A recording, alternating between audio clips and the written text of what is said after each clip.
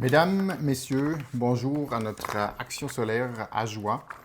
Une première cette fois pour EDJ en webconférence. La crise sanitaire oblige d'innover. Donc on a trouvé une façon de quand même venir jusqu'à chez vous en Ajoie avec cette webconférence. Alain vous a donné quelques indications au début au niveau technique. Donc ça va tout très bien se passer. Donc, notre action solaire à Joie est un deuxième événement d'une série qu'on a fait. On a commencé en Franche-Montagne en septembre 2020. Donc, on est en Ajoie maintenant en mars. On verra la suite si on fera encore une dans la vallée de Le Mans un petit peu plus tard dans l'année. L'idée, c'est de vous simplifier la vie, comment pouvoir augmenter la production locale sur votre toit et tout ça d'une façon qui est intéressante pour vous. L'action, elle se fait ensemble, en collaboration avec le canton de Jura et le SECO, dans le cadre du mandat de prestation qui est déjà fait pour notre canton. Donc le programme de ce soir, qui est à l'écran maintenant, vous voyez, on va parler du solaire en général. Est-ce que c'est quelque chose qui est rentable ou c'est juste tout le monde qui parle de ça? Et puis après, bien entendu, la réponse, elle est un petit peu déjà là. Nous, on est de l'opinion que oui, on va vous démontrer comment il y a une solution pour tout le monde. Il y a des solutions effectivement pour tout le monde pour participer à cette action. Donc c'est ça qu'on aimerait voir un petit peu partout dans le Jura, un petit peu partout en Suisse, un petit peu partout dans le monde. Il y a des super solutions aujourd'hui. Ça, c'est deux exemples. Ou ça, c'est encore d'autres. Si on va part sur des panneaux un petit peu ou des toits un petit peu plus grands, ou effectivement aussi tous des quartiers ou plusieurs immeubles ensemble. Donc je profite aussi au début de vous donner une ou deux informations autour d'EDJ. Donc Énergie du Jura existe depuis 30 ans. Notre mission est assez claire, approvisionnement en énergie suffisant, diversifié et économique de notre joli canton de Jura. Ça passe ensemble avec la conception cantonale, avec une augmentation de la production d'énergie renouvelable, toutes les énergies renouvelables, et un travail sur l'efficacité énergétique, donc une réduction de la consommation, sans que ça doit nécessairement passer par une perte de liberté. En collaboration avec l'État jurassien, on agit en tant que centre de compétences. Donc, pour toutes les questions que vous avez sur le solaire ou sur d'autres sujets, vous êtes acteur, vous avez un projet, contactez-nous, on peut vous aiguiller, on peut vous aider dans la démarche. Je vous amène aussi quelques points clés. Donc, on fonctionne en partenariat public-privé. Donc, c'est une société, une SA, EDJ, qui a plusieurs partenaires ou plusieurs actionnaires publics comme privés. On est clairement dans l'engagement avec des solutions durables et renouvelables. Donc, l'idée, ce n'est pas de faire vite, mais faire des solutions qui sont vraiment durables sur le long terme aussi. On a environ 6 millions de chiffres d'affaires. La plupart du bénéfice est réinvesti dans le développement ou dans des projets renouvelables. On est une équipe assez efficace, j'ose dire, engagée dans les 3 districts. On est aussi, chaque district, un employé pour le moment. Et puis, on va augmenter les équipes un petit peu bientôt pour pouvoir encore mieux vous soutenir dans vos projets. L'équipe est diverse, donc la diversité est assez dans la presse aujourd'hui. On est à 47% femmes et hommes, si on prend les EPT, donc presque moitié-moitié. Et puis aussi avec un conseil d'administration, 2 sur 3, c'est des femmes. Donc on est aussi dans ce chemin-là assez bien en route. L'entreprise a déjà atteint l'égalité salariale et 2 semaines de congé paternité, bien avant toutes les initiatives aussi fédérales. Nos secteurs d'activité, donc on est dans celui-là, qui est assez important pour nous, l'impulsion de projets énergétiques. Qu'est-ce que ça veut dire? Pour nous, c'est important de trouver dans une multitude de partenaires des idées déjà, nous les faire évoluer ou accompagner des acteurs, différents porteurs de projets dans cette phase d'aller d'une idée à une faisabilité et puis surtout à une concrétisation et une réalisation des projets. Donc tout est visé pour réaliser les projets et vraiment les faire comme d'habitude. Une idée est super, mais si on arrive à la réaliser, encore beaucoup mieux. Nous, on est, comme dit avant, l'efficacité énergétique est très importante. Donc, il y a des activités dans la partie pour les propriétaires et puis surtout aussi pour nos entreprises. Donc, des gros consommateurs ou un petit peu plus petits. Il y a des programmes pour les conventions d'objectifs ou aussi pour des programmes volontaires qui s'appellent PIKE. Si vous êtes des entreprises, prenez contact. Il y a des super programmes pour ces choses-là. On est nous-mêmes producteurs d'électricité. Avec BKV à l'époque, on a fait le plus grand parc solaire suisse à Courgenay. Donc nous, on est toujours propriétaire d'une des 3 zones, BKV des 2 autres. Donc on connaît tous les défis aussi d'avoir un grand parc solaire. On est investi depuis des longues années dans la biomasse, à Bure, chez Bioénergétique. Donc biogaz, un sujet très intéressant et actuel aussi pour faire la transition de nos réseaux de chaleur. Des pellets à Pellets de Jura, c'est une autre activité qu'on accompagne et puis qu'on est actionnaire. Et aujourd'hui, par contre, on veut parler de cela.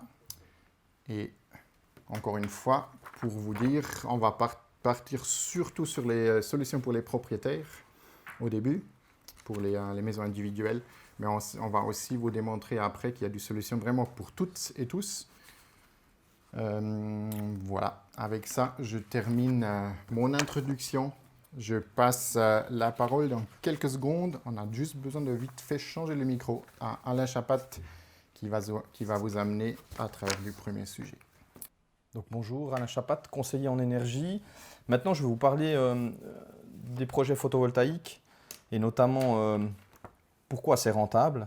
Alors, on ne va pas aborder tous les sujets, hein, notamment par exemple le fait de mettre par exemple une installation complètement en dehors du réseau électrique, ou on ne va pas parler non plus des grands plans solaires. Hein. Je sais qu'il y a eu quelques questions à ce sujet pour faire des grandes productions solaires sur des grands toits, mais on va vraiment se concentrer sur la partie, je dirais, habitation individuelle, habitation collective, mais aussi peut-être aussi les petites entreprises, pas forcément les très grandes entreprises, parce que vous verrez que le prix du kilowattheure a une influence dans un projet.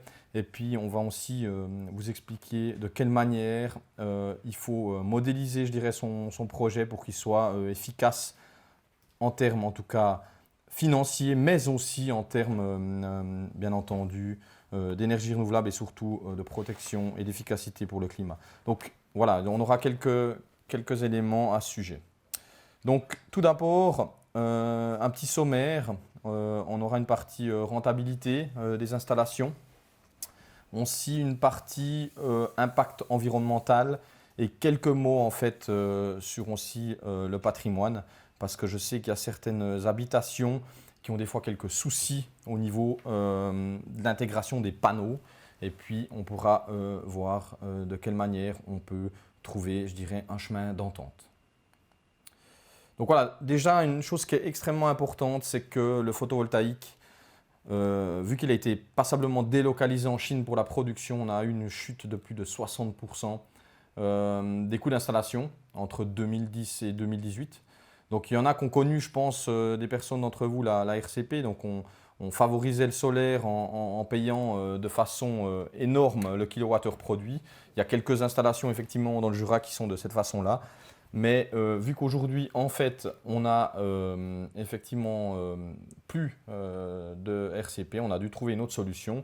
Et l'autre solution, c'est de faire en fait un système d'autoconsommation. Donc, ce qui est important à savoir déjà, c'est que le solaire photovoltaïque, ce n'est pas possible de faire en sorte qu'on soit complètement autonome, je dirais toute l'année, sans contrainte. Ça, c'est important de le savoir.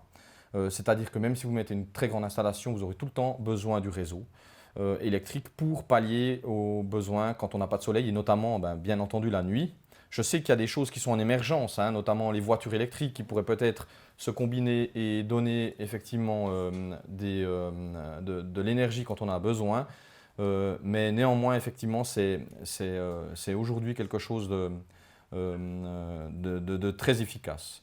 Donc, l'énergie solaire, vous le savez tous, on en a partout, hein, du soleil on en a tous les jours, même si des fois effectivement il y a des nuages, donc la production elle baisse. Et puis surtout avec l'électricité, ce qui est intéressant, c'est que c'est une énergie noble. Je fais une petite parenthèse par rapport à l'énergie solaire thermique, où là on arrive aujourd'hui à faire un stockage saisonnier, contrairement au photovoltaïque, même avec des batteries bien entendu. C'est-à-dire qu'on fait un stockage dans des grands boilers, dans des grands tanks, et on arrive à stocker l'énergie solaire thermique de façon importante et la restituer pour le besoin du bâtiment.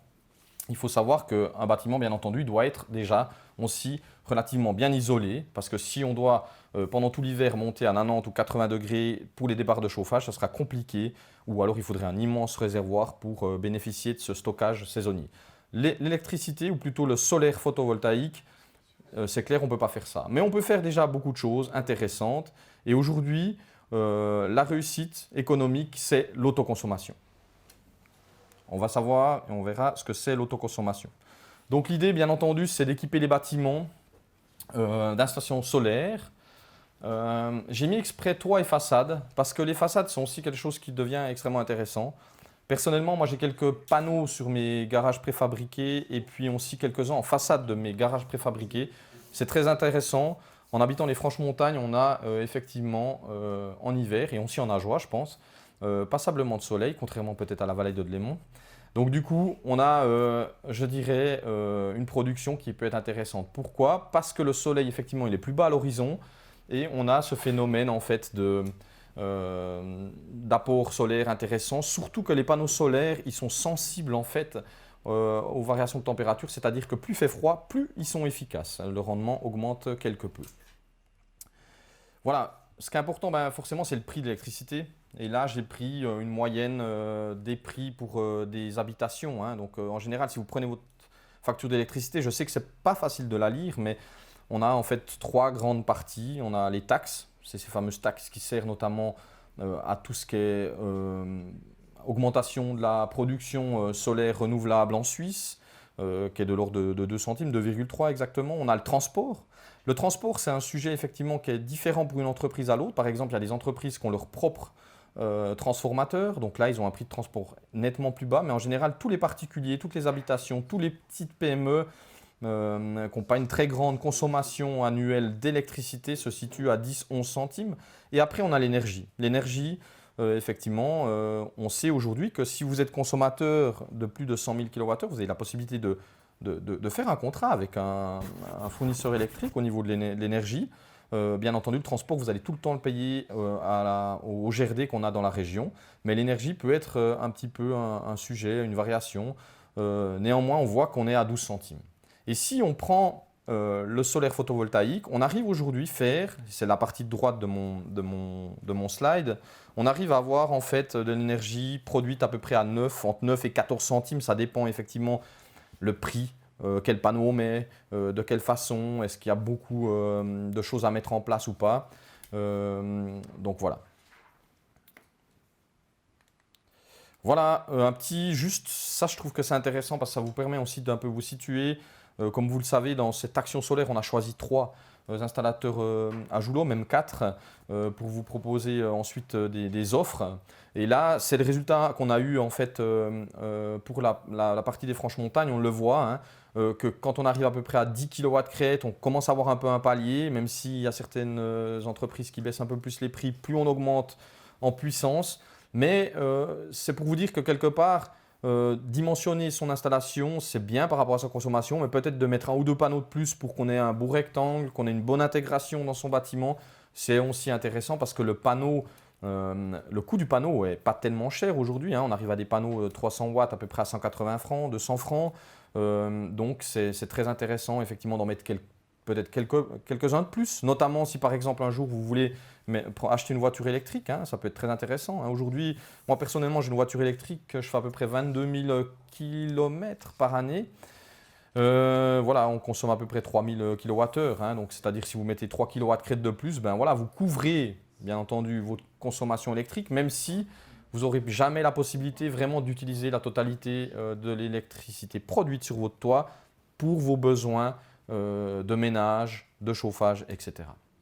Je sais qu'il y a des personnes effectivement qui sont là, qui ont des pompes à chaleur, puis qui ont la question de se dire, voilà, si je mets des panneaux, est-ce que je pourrais couvrir totalement mon besoin en chauffage durant la période d'hiver? La réponse est non, parce qu'en hiver, on a effectivement nettement moins de rayonnement solaire, comme vous pouvez le voir, hein. Donc on a des phénomènes de neige, forcément, des phénomènes de brouillard, et puis on a le soleil qui est nettement moins présent. Néanmoins, au sud, il est relativement longtemps là, quand il y a du soleil en hiver, à peu près 6 heures. Et le soleil est bas, donc c'est pour ça que quand je dis que c'est intéressant aussi d'en mettre en façade, ça peut être intéressant, parce que suivant l'orientation des panneaux, vous pouvez favoriser une certaine période de l'année ou pas.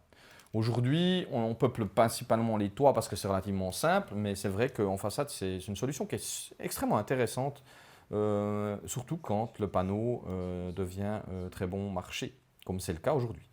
Donc là, j'ai donné un petit exemple. Alors là, j'ai pris un calcul selon la méthode des annuités. Donc moi, je ne suis pas spécialiste financier, hein, mais ce calcul de rentabilité s'effectue en fait sur des petits projets avec des petits montants, hein, parce que là, on parle de 15 000, 16 000, 20 000 francs. Hein. C'est moins cher qu'une voiture, hein, quand même.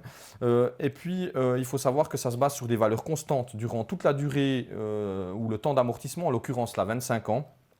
Et c'est pour vous montrer en fait que là, on confronte en fait le coût annuel PV avec le coût annuel, enfin, pas le coût, le revenu qu'on a annuellement de cette installation. Donc, vous avez une première partie tout en haut avec le coût de l'installation, à peu près 15 000 francs. On a des subventions de Pronovo. Donc, ces subventions, elles viennent directement de votre facture d'électricité. Hein, c'est des 2,3 centimes que vous avez sur votre facture d'électricité. Et ça sert à alimenter ce pot.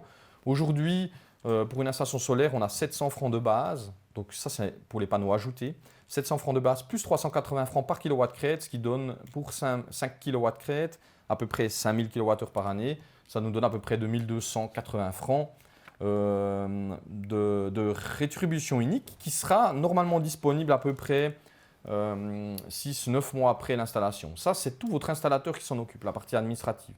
Il faut savoir qu'ils vont s'occuper aussi de déclarer votre installation au BKV, s'il y a des subventions communales, comme c'est le cas dans certaines communes d'Ajoie, hein, si je ne me trompe pas, notamment à Port-Riu et Fontenay. Vous avez la possibilité aussi d'avoir un certain retour. Donc, on a effectivement là ensuite la possibilité d'avoir les déductions fiscales. J'ai pris le taux marginal moyen d'imposition, mais ça dépend de chaque ménage, hein, où on arrive à peu près à 20%. Ce qui nous donne en fait un prix de l'installation à peu près à 9-10 000 francs. Et quand on calcule le coût annuel PV, on arrive à peu près à un coût de 524 francs. Il faut savoir que la maintenance, à peu près de 100 francs, c'est une maintenance qui peut être, on peut se dire de tout d'un coup, dans 5, 6 ans, 7 ans, on peut avoir un souci avec un onduleur, on est obligé de mettre un petit peu d'argent de côté. On a pris un montant de 2 centimes. Moi, personnellement, depuis 2017, je n'ai pas eu de souci sur mon installation, ça fait que 4 ans, mais j'en suis très content.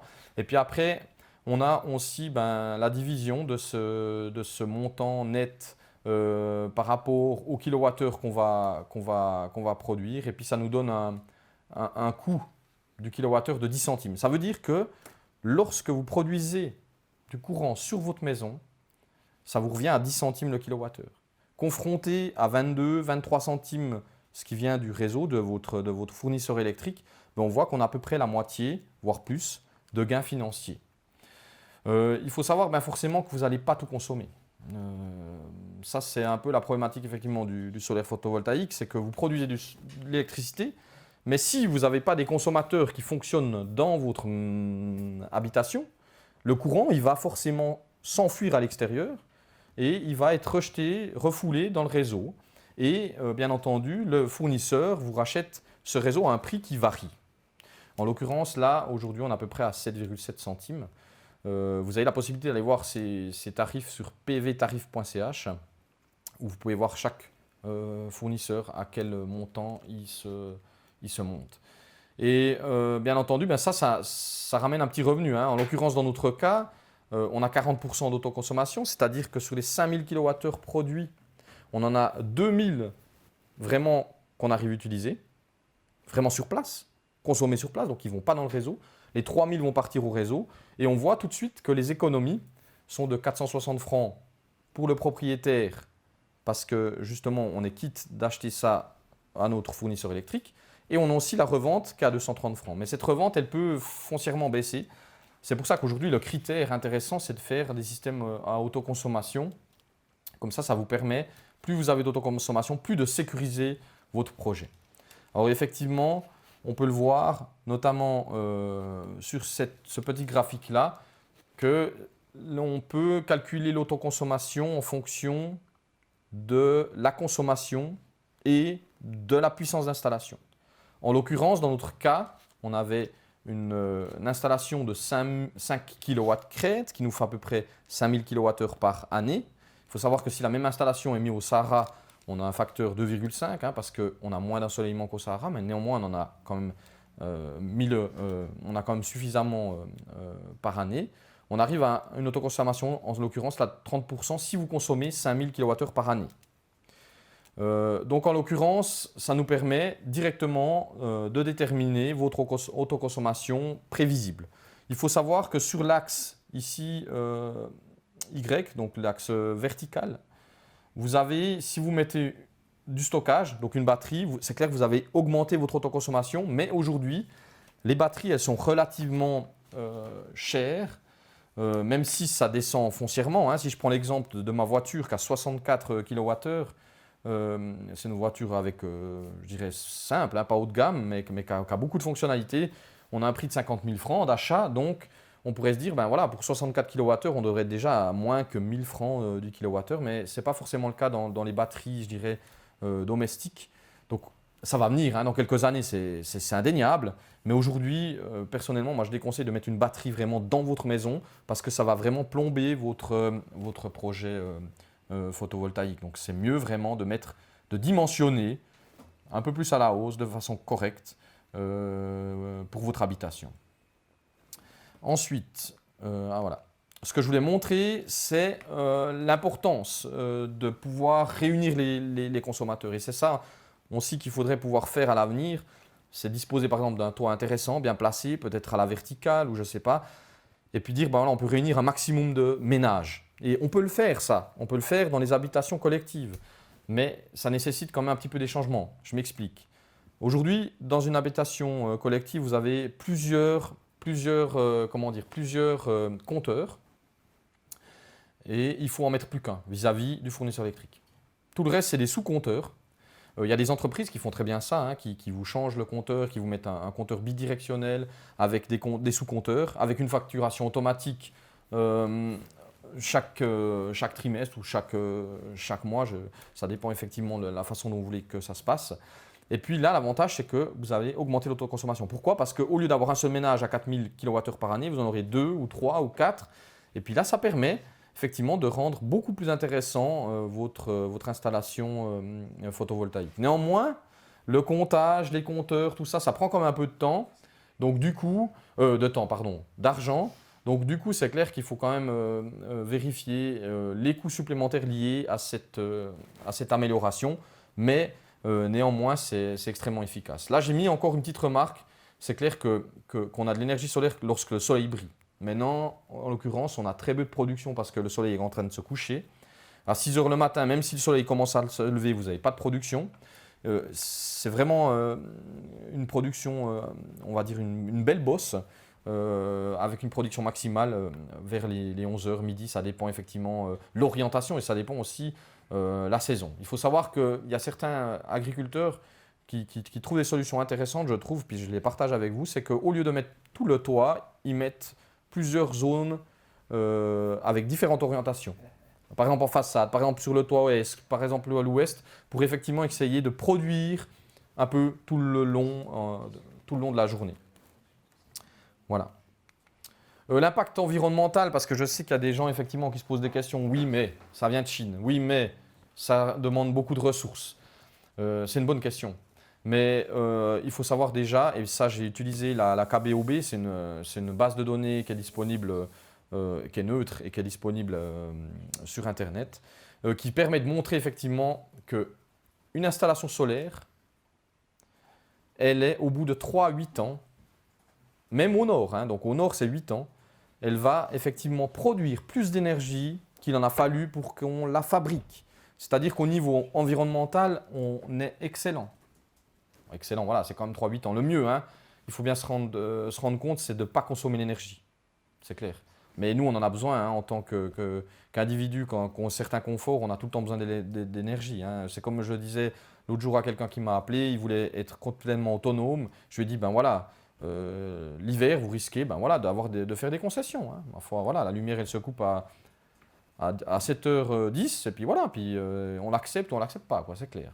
Et puis, notamment au niveau de la production, si vous voulez, avec l'énergie primaire nécessaire pour la production d'1 kWh vraiment à la prise, vous le voyez ici sur le slide, même qu'en Suisse, on a beaucoup de personnes qui nous disent on a beaucoup d'hydraulique, on a quand même un tout petit peu d'éolien effectivement, mais principalement beaucoup d'hydraulique.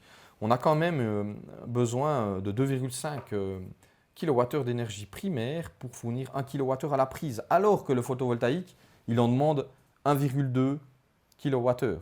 Donc on voit vraiment l'impact du photovoltaïque qui est extrêmement bon pour la planète, et puis même si c'est produit en Chine. Et d'ailleurs, c'est un peu une des choses qui est intéressante, c'est qu'on a pu délocaliser en Chine et produire à grande masse. Ça a permis vraiment de faire chuter littéralement le prix du photovoltaïque beaucoup plus vite que par exemple le solaire thermique, puisque le solaire thermique, ben, on a d'autres. C'est quand même un peu plus difficile la mise en œuvre avec l'hydraulique. Néanmoins, encore une fois, je suis très content du solaire thermique et je le recommande à tout le monde. D'ailleurs, surtout ceux qui ont du bois, du gaz ou du mazout. C'est extrêmement intéressant de le combiner avec ces agents énergétiques. J'aimerais effectivement encore dire quelque chose concernant cet impact environnemental. Il y a aussi beaucoup de questions concernant dans 25 ans, voilà, comment seront traités les panneaux solaires. Donc il y a des filières qui se mettent en place. Hein. Puis il faut savoir quand même qu'on a aujourd'hui des panneaux solaires qui ont plus de 30 ans, hein, à Mont-Soleil, qui produisent tout le temps de l'énergie. Il faut bien se rendre compte qu'un panneau solaire, au bout de 25 ans, il ne va pas arrêter de produire. Hein. Tous les panneaux sont garantis minimum 25 ans, avec un minimum de production de plus de 80%. C'est-à-dire que si au départ ils avaient 100 watts de production, ils en auront au moins 80 dans 25 ans. Donc ça veut dire quand même, nous on calcule notre modèle sur 25 ans, mais ça dure beaucoup plus long. Je tiens à dire aussi une chose importante, c'est que si vous faites un projet photovoltaïque, et d'ailleurs c'est pour ça qu'on vous a envoyé un questionnaire avec plusieurs questions, c'est important de voir l'âge du toit. Est-ce que le toit a été rénové il y a longtemps ou pas ? Parce qu'il paraît nécessaire que si un toit a plus de 40 ans, de le rénover en même temps que mettre son installation solaire, et le rénover en mettant de l'isolation, en mettant suffisamment d'isolation pour atteindre une valeur de déperdition thermique de 0,2 pour pouvoir bénéficier du programme bâtiment qu'on a cantonal, mais qui est quelque chose de fédéral. Et aujourd'hui, profitez, n'oubliez pas d'aller voir sur le site du canton du Jura les possibilités qui sont offertes pour le programme bâtiment, parce que ça peut être une extrêmement bonne combinaison, parce que si vous allez mettre des panneaux sur le toit, vous aurez besoin d'échafaudage. Si vous refaites le toit, vous aurez besoin d'échafaudage. Donc vous combinez vraiment les frais et puis vous faites une installation ad hoc sur un toit sain, avec en plus un gain énergétique puisque vous avez isolé le toit. Concernant le patrimoine suisse, il n'y a pas de recette de cuisine. Hein. On les a invités ici à discuter ensemble. Et puis on s'est rendu compte en fait qu'on ne peut pas vous donner une recette de cuisine. Chaque projet est différent. Néanmoins, il faut savoir qu'il y a peu d'objets protégés. Très peu. Qu'une intégration rectangulaire de couleur noire est souvent acceptée. Et si en plus elle est intégrée, c'est encore mieux. C'est pour ça que souvent, dans des zones un peu ISOS, on a souvent la possibilité plus de mettre du solaire thermique, parce que le solaire thermique, on a besoin de moins grande surface aujourd'hui. Et puis on peut l'intégrer correctement au toit. Néanmoins, c'est possible d'en mettre aussi dans des zones, je ne veux pas dire protégées, mais d'ISOS. Il faut simplement aussi qu'on ait un appui fort de la collectivité publique, parce qu'aujourd'hui, c'est la responsabilité de tout le monde de pouvoir mettre du photovoltaïque en Suisse et dans le Jura. Et il faut savoir qu'aujourd'hui, si chacun d'entre vous qui se sont inscrits mettent 6 kW crête, donc investissent à peu près 18 000 francs, on atteint le million de kilowattheures produits chaque année dès l'année prochaine, quand toutes les installations sont faites. Donc c'est extrêmement bien et magnifique. Si jamais, il y a un petit, je ne sais pas si on le voit bien, mais il y a un petit fascicule ici qui est disponible pour un petit peu effectivement donner des guides et des informations concernant l'intégration solaire sur votre bâtiment. Il faut savoir que voilà, moi j'ai posé plein de questions du style, ben voilà, on ne peut pas mettre sur notre toit, mais est-ce que mes garages préfabriqués à côté de l'habitation, on pourrait mettre par exemple des panneaux solaires? Et souvent, ben voilà, ça peut être une perturbation pour l'ensemble du bâtiment. Moi je suis plutôt dans le domaine technique, donc c'est des choses qui me sensibilisent moins, mais je sais qu'il y a quand même des architectes ou des gens qui sont sensibles à ce patrimoine suisse. Mais je trouve que s'il y a une discussion de fond, souvent on peut quand même trouver des compromis. Moi je l'ai fait avec une ancienne habitation, où on me refusait de faire l'isolation extérieure de mon bâtiment. Je leur ai dit ok, je ne peux pas faire ça, mais sachez que la cage d'escalier qui est d'époque, tout en bois, sachez que toutes les boiseries qui sont à l'intérieur, eh ben, elles vont disparaître et sont aussi importantes que l'extérieur. Et puis quand on voit la photo avant-après, entre la maison comme elle était avant et la maison comme elle était après, avec de bonnes couleurs, un bon rendu, on arrive même avec l'isolation périphérique a fait quelque chose d'excellent pour une rénovation de bâtiment. Voilà, j'en aurais fini pour la première partie. Alors, comme on l'a dit tout à l'heure, s'il y a des questions, c'est maintenant que vous pouvez poser sur cette partie-là. Donc, pour la partie le solaire photovoltaïque, est-ce rentable? Ben, vous avez compris, la réponse est oui. C'est clair et net. Aujourd'hui, de mettre du solaire photovoltaïque, c'est une bonne chose, une très bonne chose pour le climat et pour le porte-monnaie. Donc forcément, ça vaut la peine de le faire. Je ne sais pas s'il y a des questions. Alors, merci Alain. Ici, j'ai pu répondre à quelques questions. Alors, je peux peut-être en poser une ou deux. Oui. Est-ce que vous m'entendez bien? Oui. Alors, on me demande si les panneaux qui seront proposés dans l'appel d'offres, s'ils viendront de quelle zone géographique? Est-ce qu'on peut déjà le dire à l'avance ou comment ça se passe? Alors déjà les panneaux fabriqués en Suisse, 100% en Suisse, ça n'existe pas. C'est un petit peu comme les montres, même si maintenant on essaie de changer.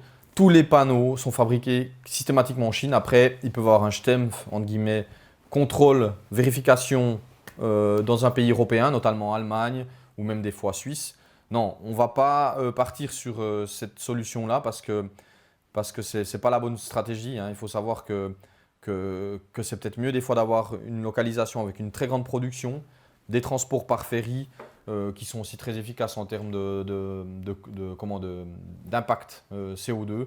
Mais oui, il faut savoir que tout vient de Chine quasiment. Même si vous avez le logo d'Allemagne, c'est qu'ils ont été contrôlés, mais la plupart des choses dessous ont été fabriquées en Chine. Ouais. Ou ailleurs, ouais, en Asie. J'ai une question. Est-ce qu'une demande de permis de construire doit être faite pour une installation? Alors ça dépend, mais ça c'est effectivement votre installateur qui pourra le vérifier. Mais souvent, effectivement, en ce qui concerne par exemple ma commune, on doit faire effectivement une petite demande, un petit permis, une petite demande. Parce que d'une part, on a des subventions, donc ils aimeraient avoir aussi une trace. Et puis, ça dépend au cas par cas, donc c'est difficile. Mais souvent, oui, on doit faire un petit permis. Et si vous vous situez dans une zone vraiment, je dirais, en dehors du village, là, même des fois, il faut un grand permis. Par exemple, nous, on a installé sur une steppe dans les Franches Montagnes, on a dû faire un grand permis parce que ça doit passer vraiment dans tous les secteurs du canton pour vérification et approbation. Question un peu plus concrète, est-ce que tu peux nous dire quel est environ le temps d'installation pour 60 mètres carrés des panneaux et puis la durée d'installation des échafaudages? Comme ça. Ouais, alors. Bon, moi j'ai jamais fait ça, peut-être qu'il y a un installateur qui peut répondre, mais en gros ça va extrêmement vite. Entre le moment où c'est qu'ils montent les échafaudages et puis qu'ils posent les panneaux, ça peut être peut-être 1 à 3 jours, peut-être une semaine. Peut-être qu'il y a peut-être un installateur qui est en ligne qui peut peut-être répondre, mais je pense qu'en une semaine, franchement, ça peut être en place parce que les échafaudages c'est rapide, il faut 1 jour. Je pense que c'est à peu près ça, à peu près une semaine, je pense, pour 60 mètres carrés, mais peut-être qu'il y a quelqu'un qui peut en ligne confirmer ou donner quelque chose de plus précis, quoi.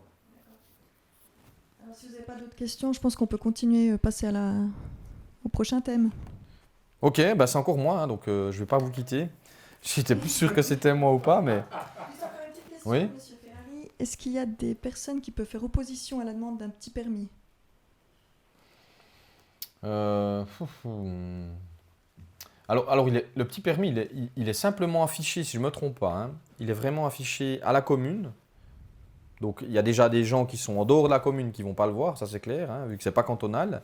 Mais effectivement, il y a des gens qui peuvent... On est dans un pays où c'est qu'on peut faire opposition, hein, vous voyez comment ça fonctionne. Donc je pense qu'il y en a qui peuvent faire opposition. Après, comme toute opposition, il faut que ça soit fondé, quoi. Je veux dire, souvent il y en a qui mettent en avant l'éblouissement, il y en a qui ont peur du bruit, la nuit surtout, alors qu'il n'y a pas de production la nuit. Enfin voilà, quoi. Bon, parfait, alors je pense qu'on peut passer à la suite. Merci. Voilà, alors on passe à la suite. Donc, maintenant c'est pour vous expliquer un petit peu comment a fonctionné cette action solaire.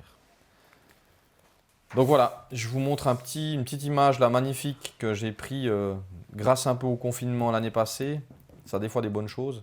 Avec une belle vue sur les villages de Cornol et Halle. J'en ai eu la confirmation parce qu'il y a quelqu'un qui travaille dans le bureau à Halle. Mais voilà, c'est assez joli, hein. Je pense qu'il y a des gens qui sont déjà allés par là-bas. Donc là, c'était une journée un petit peu nuageuse, hein, mais intéressante pour les promenades. Donc voilà, démarche. Donc aujourd'hui, on est le 28 mars 2021, si je ne me trompe pas. C'est une séance d'information. J'espère que pour l'instant, on est convaincant par rapport à ce qu'on vous dit. Donc après, suite à ça, vous pouvez vous inscrire. J'ai déjà reçu des inscriptions, je dirais, plutôt des personnes qui ont rempli le formulaire. Parce qu'à chacun qui s'est inscrit sur la plateforme de DJ, on a reçu un questionnaire. Ce questionnaire il nous permet surtout de renseigner différentes informations essentielles, je dirais, pour la pose de panneaux solaires, hein. C'est clair que vous avez peut-être un bâtiment, vous êtes propriétaire, mais peut-être pas, peut-être vous habitez pas là, donc ça veut dire que vous devez donner vos informations sur le bâtiment où vous voulez mettre l'installation et où vous voulez la correspondance au niveau des échanges.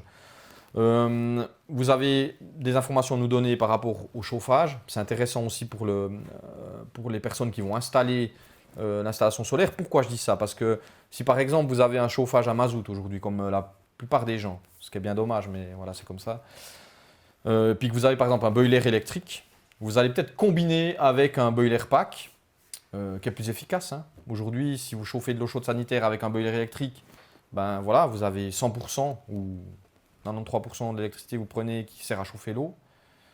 Tandis que si vous avez un boiler pack, ben vous divisez par 2,3 minimum la consommation électrique, hein, parce que vous allez prendre l'énergie de l'environnement pour aider à chauffer l'eau. Donc ça, c'est juste une petite parenthèse, mais je pense important de le dire. Maintenant, j'ai perdu un peu le fil. Mais du coup, on a besoin effectivement du chauffage, de la production pour l'eau chaude sanitaire. On a besoin de votre consommation annuelle d'électricité. On a besoin aussi d'une facture d'électricité. Pourquoi une facture d'électricité? Parce qu'on peut tout d'un coup avoir quelqu'un, mais ça ne devrait pas être le cas, qui a peut-être effectivement un prix d'électricité extrêmement favorable. Et puis moi, j'ai eu le cas. Hein, c'était pas un particulier, mais c'était plutôt de l'administration où ils avaient vraiment un prix de l'énergie extrêmement bas. Par contre, ils avaient un prix lié à la puissance. Parce que ce que vous ne voyez pas non plus en tant que propriétaire, c'est que dans votre facture, vous avez énergie, transport, taxes. Mais les grandes entreprises, elles ont encore la puissance. C'est-à-dire que quand elles enclenchent plein de machines, elles sont aussi taxées là-dessus, hein. C'est ce qu'on appelle les pics de charge, les pics de puissance. Donc en fait, cette administration avait des pompes, des choses particulières. Et puis elle avait un prix extrêmement bas d'énergie, mais un prix important pour les pics de charge. Donc ce n'était pas intéressant en termes financiers, bien entendu, hein, toujours, parce que c'est ça qui intéresse les gens, c'est le terme financier. Pas intéressant de mettre du solaire photovoltaïque. Donc là, effectivement, il faut remplir ce formulaire, nous l'envoyer rapidement. On en a déjà reçu une quinzaine, si je ne me trompe pas. L'idéalement jusqu'au 5 avril. Donc normalement, vous avez toutes les données à disposition, hein. Nous, ce qu'on va faire, c'est qu'on va collecter toutes ces données. On va faire un fichier Excel qu'on va transmettre aux installateurs, avec dedans les informations vous concernant, le type de chauffage, la consommation, le type de producteur de chaleur, aussi la localisation, aussi les informations concernant la localisation du bâtiment. Est-ce qu'il est en zone ISOS, pas ISOS? Est-ce qu'il a des particularités? Et après, ce fichier sera transmis aux installateurs qui vont faire une offre sur cette base de ce fichier, nous, on aura mis aussi une puissance d'installation intéressante à mettre. Vous l'avez bien vu, hein, entre 5 et 10, on améliore un peu le prix de l'installation dans le sens où mettre un peu plus, ce n'est pas forcément beaucoup plus cher. Donc voilà. Après, c'est à l'installateur aussi de vous conseiller là derrière. Et vous allez recevoir ensuite les 3 offres de l'installateur qui vont aussi nous parvenir chez nous. Une fois que vous aurez reçu ces 3 offres, on a trouvé et on a pris contact avec Suisse Énergie pour leur dire voilà, plutôt que ce soit nous qui analysons les offres comme on avait fait par le passé au Franche-Montagne, on va envoyer de manière neutre à Suisse Énergie. Donc là, vous avez un lien qui vous permet directement d'arriver sur en fait, une page qui vous permet de télécharger les fichiers PDF. Donc là, c'est un petit appel aux installateurs qui sont maintenant aussi en ligne. S'il vous plaît, vous connaissez les critères pour faire une offre et notamment, vous devez absolument mettre par exemple le pourcentage d'efficacité des panneaux, c'est-à-dire on a à peu près à 20% aujourd'hui, 21%. Il faut vraiment l'indiquer comme c'est mentionné dans ces critères parce que j'ai vu des fois des installateurs qui ne mettaient pas ces informations-là mais qui mettaient les datasheets avec, donc c'est-à-dire les documentations des panneaux solaires. Mais le client, il va envoyer vraiment que votre offre. Donc, si ce n'est pas mentionné dans l'offre, tout ça, eh ben, quand ils vont faire l'analyse de ce document, ils vont dire ça n'est pas présent, donc vous serez pénalisé. Donc, c'est important de mettre ces informations-là. Ensuite, chaque personne qui a envoyé ces 3 offres via ce site va recevoir quelques jours ou quelques semaines après. Hein. Il faut savoir que je me suis renseigné, mais si tout le monde aujourd'hui envoie des offres, enfin envoie sur ce site de Suisse Énergie les devis des différents installateurs, ça représentera, pour vous donner une idée, les installations de moins 30 kW, donc je pense la majorité des installations qui seront faites aujourd'hui ou proposées par l'installateur seront en dessous de ce seuil. L'Ofen en a reçu 185 pour un trimestre. Donc se dire que si tout le monde aujourd'hui, puis j'espère que c'est le cas, hein, envoie sur Suisse Énergie, parce qu'ils sont au courant, hein, donc il n'y a pas de problème. Hein, ils ne vont pas nous téléphoner pour nous dire qu'est-ce que vous faites. Hein, on les a appelés pour les avertir. Ben, ça veut dire qu'on va carrément, grâce au Jura, remplir l'intégralité des offres d'un trimestre. Donc ça serait génial aussi parce que ça montre aussi que le Jura est dynamique. Et puis je compte sur vous, hein, surtout qu'on en a besoin ces prochains jours. Donc voilà. Le choix du client, encore une fois, ça reste à vous de choisir à la fin qui c'est que vous voulez prendre. Les installateurs, quand ils vous auront fait des offres, quelques semaines plus tard, ils vont reprendre contact avec vous pour vous dire voilà, est-ce qu'on peut prendre rendez-vous. Et puis là, vous pourrez parler aussi des spécificités de votre bâtiment, aussi notamment peut-être des choses que vous avez envie de faire prochainement. Hein, je ne sais pas, tout d'un coup, vous optez pour une rénovation de toiture, l'installateur va dire c'est peut-être mieux désintégrer directement, comme ça vous évitez de mettre des tuiles, et puis c'est directement le panneau qui fait office d'étanchéité. C'est vraiment après à vous, en tant que propriétaire, de discuter avec l'installateur pour les différentes variantes. Il y a peut-être quelqu'un qui va dire moi j'ai envie d'acheter une voiture électrique. Donc voilà, vous allez peut-être un petit peu plus dimensionner votre installation, etc., etc. Donc c'est vous qui restez libre. Donc à la fin, vous pouvez rien faire, ce qui ne serait pas bien. Vous pouvez faire une installation de petite taille, de grande taille. C'est à vous de choisir, donc il n'y a pas d'obligation. Néanmoins, nous, on va recontacter les installateurs ensuite pour effectivement savoir combien d'installations ils ont installées, surtout pour nous, pour collecter des données à des fins statistiques. Et on va aussi vous recontacter une année après pour savoir comment ça s'est passé, si vous avez passablement eu de production, et puis voir que tout se passe bien et puis que finalement ça répond intégralement à ce qui était proposé initialement. Voilà, je vous montre un peu la ligne de temps, comme ça vous avez aussi une information par rapport au déroulement. Donc on a les chiffres là, donc c'est les mois de l'année. Donc aujourd'hui on est en mars, plutôt fin mars. Donc après les demandes d'offres, normalement elles devraient partir aux installateurs 15 avril. Donc c'est-à-dire que c'est important pour nous de nous renvoyer le formulaire rempli de votre part le 5 avril pour qu'on puisse compiler ces données et les envoyer aux installateurs. On estime à peu près Alors après, ça peut un petit peu jouer en fonction du nombre d'offres qu'ils ont à faire, mais qu'il faudra à peu près un mois pour constituer les offres, toutes les offres. Et puis ensuite, c'est clair que vous allez l'insérer dans la plateforme de Suisse Énergie. Ils estiment à peu près 15 jours de délai, hein, je ne sais pas exactement, mais ça va en général assez rapidement hein, pour le traitement. Peut-être que là, on en aura beaucoup, donc ça prendra un peu plus de temps. Et puis après, c'est clair que vous avez l'été pour décider finalement si vous allez installer ou pas, ou remodeler votre projet. Et puis les installations, on estime. Hein. Après, ça dépendra des délais d'approvisionnement des panneaux. Ça, je ne connais pas hein, au niveau des, aussi des onduleurs, au niveau de... est-ce qu'on devra refermer un petit peu... comment dire, pas les frontières, mais on aura un petit peu des problèmes au niveau de l'acheminement des matériaux, des matières, des composants. Mais on estime effectivement qu'on devrait pouvoir, d'ici la fin de l'année, les installer sur la joie.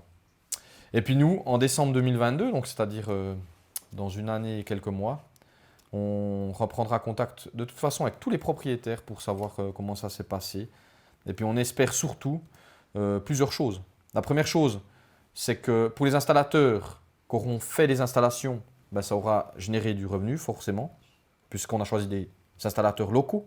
On aura aussi un effet voisin, parce que je le vois très bien, hein, les personnes qui installent des panneaux, ça intéresse les voisins, et puis il y a des discussions qui vont s'enclencher, donc ça va peut-être développer d'autres installations ailleurs. Et puis surtout pour vous, voilà, vous aurez une production intéressante, avec un impact faible au niveau environnemental. Et puis surtout, je pense, par rapport au passé, c'est que vous avez un coût d'installation qui est extrêmement intéressant, comme on l'a vu avant, puisque vous arrivez à un prix du kilowattheure de l'ordre de 12 à 14 centimes, peut-être moins des fois. Hein. Et puis, forcément, par rapport à ce que vous payez aujourd'hui au réseau électrique, il y a quand même une différence intéressante. Initialement, on avait choisi 3 installateurs, mais il y a eu une telle demande de votre part, et puis on vous remercie. Je ne sais pas combien de personnes on a actuellement en direct sur la plateforme, mais on a eu 175 inscriptions. Donc merci beaucoup. Je ne sais pas, on est combien là? 115. Ouais, 115, donc c'est parfait. Est-ce qu'il y a un délai pour la réalisation de l'installation? Est-ce qu'on peut reporter, par exemple, le temps de remplacer le système mazout, par exemple, pour d'autres raisons? Non, le délai de l'installation, il n'y a pas forcément de délai, c'est plutôt alors l'installateur qui va vous faire une offre, puis en général, l'offre que vous fait l'installateur, il vous dit c'est valable 3 mois. Donc c'est clair que si maintenant vous décidez pour une raison XY de reporter plus tard, ça a discuté avec l'installateur, voilà, moi j'aimerais une offre pour que dans 6 mois ou dans 9 mois, ou alors vous dites je reviendrai plus tard. Mais il faut savoir quand même qu'on a fortement chuté au niveau du photovoltaïque. Ça va peut-être encore un peu descendre, hein, c'est possible. Hein. Donc à voir, si vous avez une offre, vous pouvez soit demander à l'installateur de garder ce coût pour dans 9 mois, une année, après, à voir s'il est d'accord de le faire. Hein. Peut-être pour lui, il sera peut-être même d'accord parce que les coûts vont baisser, mais je pense qu'effectivement, ça c'est une discussion que vous devez avoir avec l'installateur. Moi, je ne peux pas répondre à cette question. Quoi. Okay. J'ai une question concernant les installations en façade ouest. Est-ce que, déjà, de façon générale, les installations en façade, si tu peux nous dire quelque chose, et puis de façon plus spécifique, est-ce que les panneaux pour une installation de façade ouest sont identiques à ceux posés sur des toits au sud? Non. Alors là, non. Le soleil, je vais essayer de donner une description assez claire. C'est que le soleil, on en a beaucoup en été, ça tout le monde le sait. Mais il est principalement à l'est, à l'ouest. C'est-à-dire qu'il passe 3 heures au sud, alors qu'en hiver, il est 6 heures au sud. Donc pour moi, les installations est-ouest, elles se mettent effectivement souvent parce que ça dépend de l'inclinaison, ou plutôt la position du toit en fait. Hein. Mais moi, je serais d'avis toujours de mettre le plus possible, et si possible en façade. Alors après, c'est des fois compliqué dans une maison familiale de mettre en façade. Hein. Mais la façade, pour moi, est extrêmement intéressante. Pourquoi? Parce que vous aurez plus d'ensoleillement, quand il y a du soleil forcément, en hiver. Ensuite, vous pouvez avoir un phénomène d'albédo, c'est-à-dire la neige qui va améliorer la réverbération sur les panneaux et améliorer encore la puissance des panneaux. Et puis le fait de les mettre au sud, c'est quand même plus efficace, surtout pour la période hivernale. Et si vous regardez maintenant vos factures d'électricité, alors c'est clair, il y a la pompe à chaleur, hein, elle fonctionne l'hiver. Vous avez plus de consommation en hiver qu'en été, parce que déjà, voilà, on fait plus de cuisine, de gâteaux, de choses comme ça. Souvent, les gens utilisent plus d'énergie l'hiver que l'été, du moment qu'on est plus à l'intérieur. Donc, moi, je favoriserais vraiment comment dire, une orientation sud verticale et pas verticale est-ouest. Non, moi, je trouve que ça n'a pas vraiment de sens de ce côté-là. Donc voilà, je ne sais pas si c'est... Et puis là, j'ai une question encore générale concernant justement est-ce qu'il y a un rabais de groupe, quel est vraiment l'avantage de passer par notre appel d'offres? Si tu peux en dire quelque chose. Alors, je dois dire qu'en l'occurrence, on n'a pas imposé un prix aux installateurs et dire voilà, vous devez descendre de 15-10% votre coût par rapport à une autre chose. Ce qui s'est passé par exemple au Franche-Montagne, c'est que certains installateurs, ils ont offert par exemple le système de monitoring. Mais voilà, aujourd'hui, la garantie qu'on peut vous donner, c'est qu'on a des installateurs vraiment qui sont reconnus, qui sont locaux, qui sont efficaces et qui appliquent des prix quand même qui sont relativement intéressants. Puis nous, de toute façon, on va aussi voir les offres. Donc on va voir aussi s'il n'y a quand même pas exagération. Mais on n'a rien imposé aux installateurs. Et là, j'en profite parce que une chose importante, c'est qu'il y a aujourd'hui passablement de démarchage téléphonique ou même de démarchage sur place d'installateurs qui viennent d'ailleurs. Alors, j'ai rien contre les personnes qui viennent d'ailleurs, mais en l'occurrence, j'ai vu en avril 2019 une installation de 3 kW crête à 21 000 francs, avec comme cadeau des ampoules économiques que vous ne savez même pas utiliser sur vos luminaires parce que vous n'arrivez pas à les mettre. Et récemment, j'ai eu un contact d'une personne de la vallée de Lémont qui a été contactée par la même entreprise où là, il lui offrait carrément le boiler électrique, quoi. Donc, s'il vous plaît, faites attention à ce genre de démarchage parce que c'est vraiment des personnes qui sont mal intentionnées, soit parce qu'ils font des prix prohibitifs ou soit parce qu'ils vous vendent des choses que vous n'avez pas forcément besoin. Donc, restez local avec des gens locaux et puis si vous avez des questions sur des installateurs, où vous n'avez pas de certitude, téléphonez-nous. Franchement, on n'a aucun avantage à vous donner tel et tel installateur, mais aujourd'hui dans la région, on a d'excellents installateurs. Voilà, ça j'en profite parce que c'est important parce qu'on a eu quelques soucis et puis c'est bien qu'il y ait des gens qui nous appellent pour nous poser des questions. Moi, je ne suis pas là pour vous dire c'est mieux cet installateur-là que celui-là, mais faites attention à ces gens qui démarchent par téléphone. Ouais. Donc voilà, je ne sais pas s'il y a encore une question ou pas du tout. Donc voilà, moi j'en aurais terminé, je vous remercie. Puis encore une fois, essayez de combiner vos travaux, aussi d'entretien, d'isolation. Pensez au programme bâtiment qui est extrêmement aussi important, où on a des solutions excellentes aujourd'hui, notamment dans le bois, dans le pellet. Sachez que si vous avez un chauffage à mazout et que vous décidez de le changer pour un chauffage à pellet, vous avez une subvention extrêmement intéressante du programme bâtiment et notamment mis en place par le service de l'énergie. Et je trouve ça vraiment, vraiment très bien. Donc, profitez de ces possibilités. Téléphonez-nous si vous avez des questions ou même le service de l'énergie qui est aussi présent ce soir. Voilà, je passe la parole à Roman et puis je vous remercie beaucoup.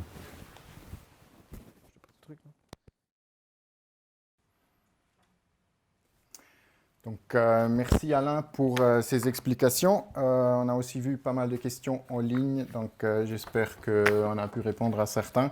Si vous avez encore d'autres aussi, profitez, tapez-les dans le chat.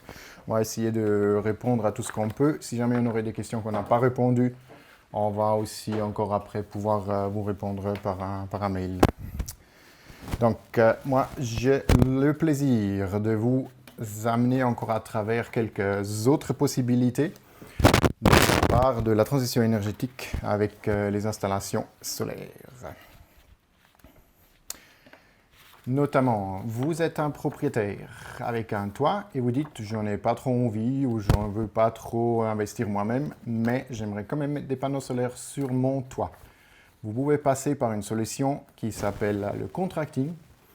Donc, en tout simple, c'est quelqu'un d'autre, une autre entreprise qui va faire ça sur votre toit à leurs propres frais. C'est une espèce de service sans souci. Vous pouvez profiter d'avoir de l'électricité photovoltaïque sur votre toit sans souci. Donc, quelques questions de base. Donc, vous avez besoin d'un toit avec les mêmes critères qu'avant. Le toit il doit être capable de prendre une installation photovoltaïque et pas trop vieux, donc sinon il faut aussi là le rénover. Vous aimez produire cette électricité renouvelable, vous aimeriez faire ceci sans investir vous-même et vous avez bien entendu un toit qui a aussi un enseignement qui tient la route, qui est intéressant. Vous pouvez aussi voir ça vous-même, même sur toitsolaire.ch. C'est un site de la Confédération qui vous donne une première idée de l'enseignement de votre toit. Donc, comme mentionné, le prestataire externe fait un petit peu tout pour vous. Il vous fait un contrat de contracting, il met l'installation, il fait en sorte qu'elle fonctionne bien pendant 25 ans et vous profitez de tarifs intéressants pendant ce temps-là. Pour faire en sorte ou savoir un petit peu que le partenaire que vous avez fait ça bien, donc il va aussi venir faire une étude si ça tient la route. L'autoconsommation reste un élément important parce que pour que ça tienne la route aussi économiquement, aujourd'hui, c'est cette autoconsommation qui est importante. Vous pouvez aussi faire des regroupements de consommation propre, donc des RCP en contracting. Il s'en occupe de toute l'exploitation de la maintenance sur plusieurs années et vous profitez d'un tarif préférentiel. Il faut bien voir que dans le système ou dans le contrat de contracting que vous avez cette possibilité d'avoir ce tarif. Ça, un slide qui montre un petit peu, encore une fois, la démarche. Les installateurs ou les acteurs qui font du contracting dans la région, ils connaissent cette procédure très bien. Ça, c'est pour vous donner un petit peu une guidance pour que vous puissiez suivre un petit peu ce qu'ils font. Après 25 ans, vous pouvez décider la reprendre, la démonter, refaire un nouveau contrat. Il y a plusieurs solutions. Ça repartirait par une étude et puis à travers la même procédure. Donc, comme dit, les points majeurs, votre toit doit être en état pour prendre une installation pour 25 ans. Faites attention au contrat de contracting qui a bien aussi un tarif intéressant pour vous dedans.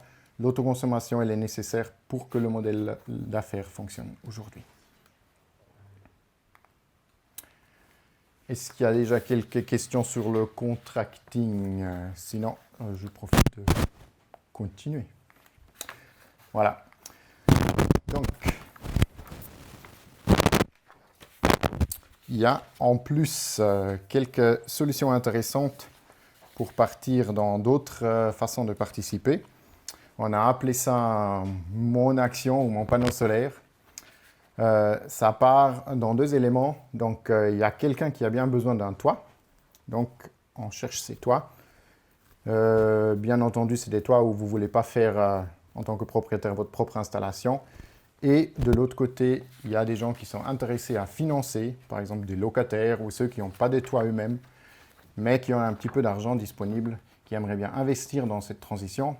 Et c'est intéressant, c'est un investissement rentable.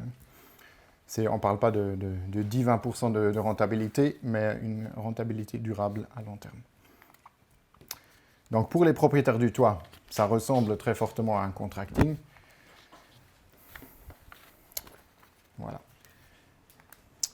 Il y a donc divers types que vous pouvez faire ou que différents acteurs peuvent faire.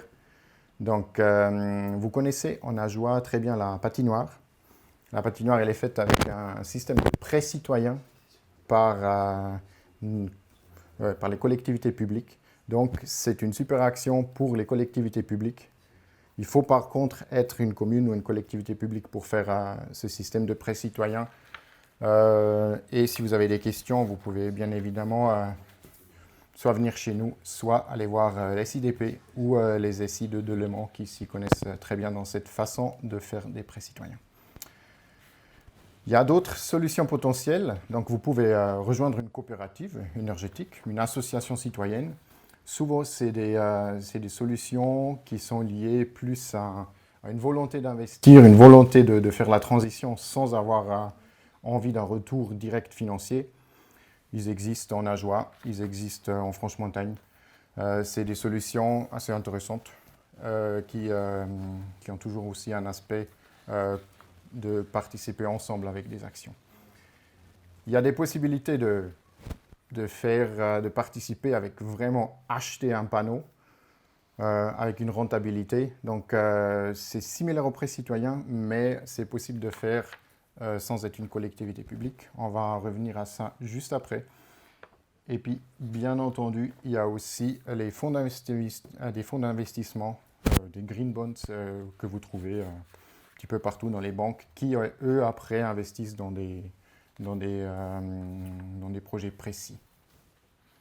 Donc, il y a une question. Encore des questions concernant le contracting, en fait.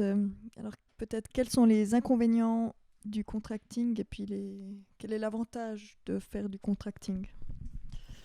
Donc le contracting, autant que c'est l'avantage, c'est que vous avez un projet sans souci. Vous transférez tout le projet sur votre toit à un autre, à un prestataire. Il s'en occupe de tout, donc vous avez plus ou moins rien à faire. Le désavantage, c'est comme cet acteur, il fait ce travail, bien entendu, il ne fait pas ça gratuitement. Donc, si vous faites ça vous-même, vous avez un petit peu plus de rentabilité de votre côté que si vous faites par le contracting, parce que le travail que ce prestataire y fait doit bien entendu être rémunéré. C'est un petit peu ça la grande différence. Donc, si vous voulez faire les efforts et puis faire un toit vous-même, vous êtes mieux aussi au niveau contrôle, au niveau durée, au niveau décisionnel si vous faites vous-même. Si vous dites non, j'ai 25 ans, j'ai le toit, je veux un prix fixe sur 25 ans ou un prix accord sur 25 ans, je m'en occupe de rien du tout. Le contracting est une très bonne solution pour vous. Encore une autre question concernant le contracting. En cas de vente du bâtiment avant la fin du contrat, qu'est-ce qui se passe?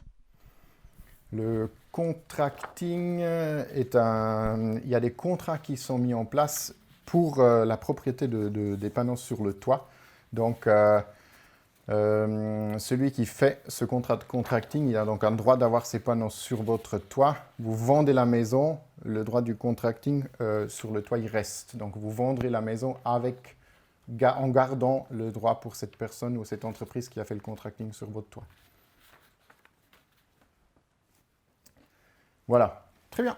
Retour au principe du prêt citoyen. Donc, j'ai mis ensemble quelques éléments pour le prêt citoyen pour vous donner une idée si jamais il y a des représentants des collectivités publiques. C'est le slide pour vous.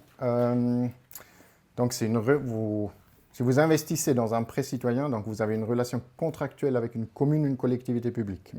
Le placement, il est garanti souvent sur 25 ans. Il y a un taux d'intérêt de 1 à 2%, ça dépend du projet, sur 25 ans, avec un remboursement sur 25 ans, un paiement annuel des intérêts. Et puis souvent, les parts sont quelque part entre 500 francs et après, ça dépend comment vous faites le projet, mais vous pouvez aussi aller jusqu'à 100 000 francs, par exemple, pour une part. Donc, c'est un système qui si vous investissez en tant que privé, avec un prêt comme ça, vous le faites pour 25 ans. Et en tant que commune, c'est une bonne façon de financer vos projets communaux par le biais de la communauté, de la population, et puis aussi impliquer toute la population dans vos projets communaux, par exemple sur une école, sur une halle de gym, etc. L'action panneaux solaires, vous avez donc les deux parties. Donc, il y a une population qui a un petit peu d'argent sur la gauche, qui n'a pas de toit eux-mêmes, et de l'autre côté, les propriétaires d'un toit. Ça peut être une entreprise, ça peut être des privés, ça peut être tous ceux qui ont un toit qui fonctionne. Il y a les deux éléments. Ceux qui ont l'argent disponible, ils peuvent choisir un panneau. Le prestataire qui offre cette solution et vous fait acheter un panneau, donc c'est un contrat d'achat d'un panneau physique. Et vous avez les conditions qui sont mises dans le contrat, donc aussi environ 1, 2, 3% de rendement, ça dépend aussi du projet. Il y a aussi un calcul d'autoconsommation derrière. Donc, vous avez un contrat comme ça. Pour le propriétaire du toit, vous avez un petit peu la même systématique comme on a vu avant dans le contracting. Donc, ces prestataires qui offrent après le toit en tant qu'action du toit fait le projet sur votre toit. il fait avec le propriétaire un contrat pour l'utilisation du toit et aussi un contrat que vous pouvez avoir l'électricité produite sur votre toit un petit peu à des tarifs préférentiels.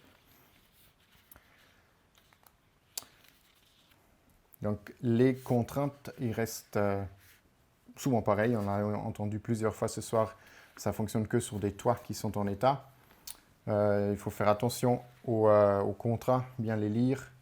Et ça fonctionne avec l'autoconsommation.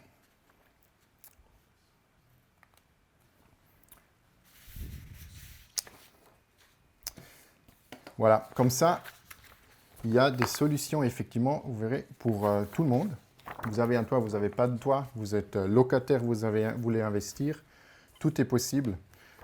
Donc ce soir, si vous êtes locataire, vous écoutez, votre toit que vous habitez, il n'a pas encore de panneaux solaires. Mettez-vous ensemble, plusieurs locataires, allez peut-être voir le propriétaire.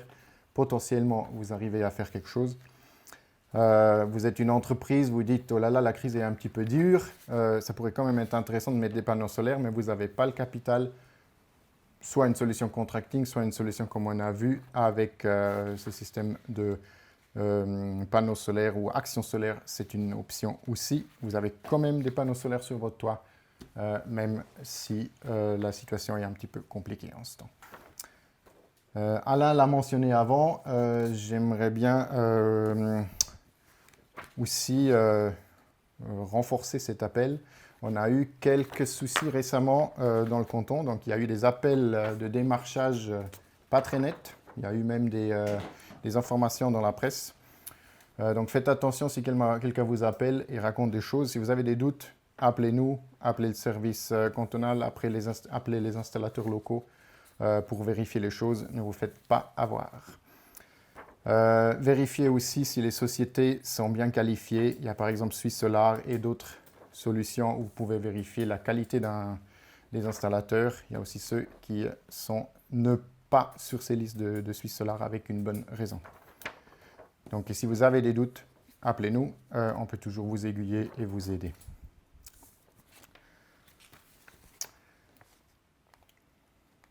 On est donc à la fin de ce que nous, on a vu un petit peu vous amener ce soir.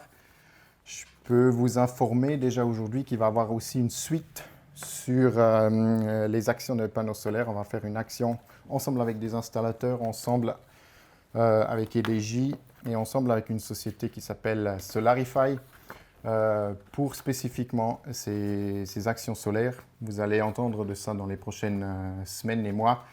On va faire ça ensemble avec les acteurs jurassiens.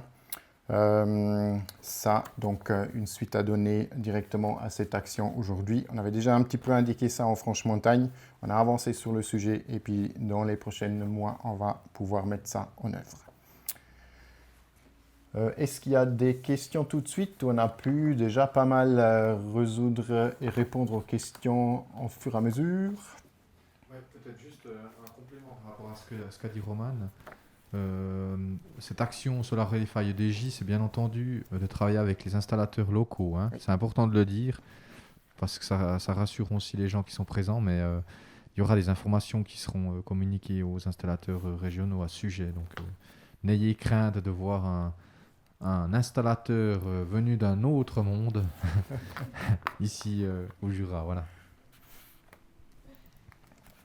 Et on voulait aussi, je voudrais remercier les installateurs qui, certains ont pu répondre directement aux questions que se posaient les participants. Donc, et puis aussi Pierre Brulart, le chef de la section de l'énergie qui nous suit ici et puis qui peut répondre aussi aux questions si jamais. Donc, merci beaucoup à tout le monde. Merci à la technique qui a très bien fonctionné. Chose à refaire, c'était une expérience assez impressionnante de parler avec une caméra et pas savoir qui est derrière. Donc, ce soir, on a fait un pas de plus vers une augmentation de la production renouvelable dans notre canton. Je répète, c'est un événement qui est fait en collaboration avec le canton et le SECO qui vous est offert à tous les propriétaires. Vous avez entendu la procédure et puis si vous avez des questions, vous pouvez toujours revenir vers nous. Roman, on a peut-être encore deux questions. La première, c'est est-ce que vous prévoyez de répéter cette opération dans quelques années? On espère qu'on n'ait plus besoin de le faire, hein, que ce soit plutôt vous qui soyez des personnes qui vont, entre guillemets, répandre la bonne nouvelle. Mais voilà, quoi, c'est clair qu'il faut dynamiser le solaire. Et puis la deuxième question, c'est quelle différence entre l'action solaire AJOA et l'action Solarify? Oui, donc effectivement, Alain, tu as bien répondu à la première.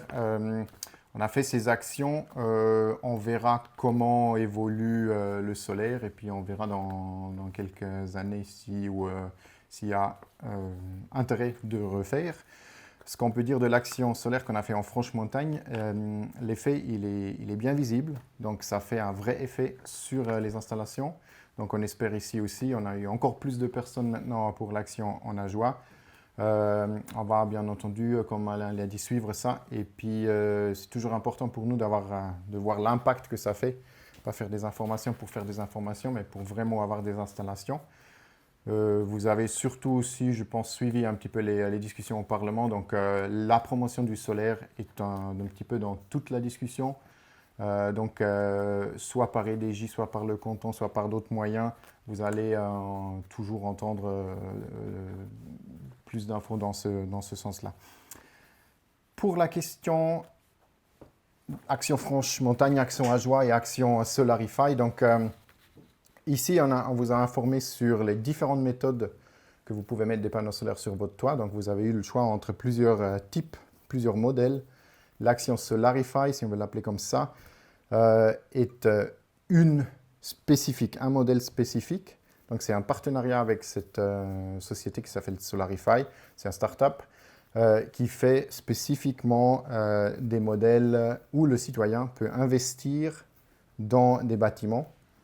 On a décidé de faire ça ensemble avec cette société en tant qu'EDJ, ensemble avec les installateurs jurassiens qu'on va prendre à bord pour couvrir une partie de vos besoins. Tous ceux qui font les installations vous-même, vous n'êtes pas nécessairement concernés. Si vous partez dans la partie j'ai un toit, je veux bien que quelqu'un d'autre le fasse, cette action Solarify peut être une option pour vous.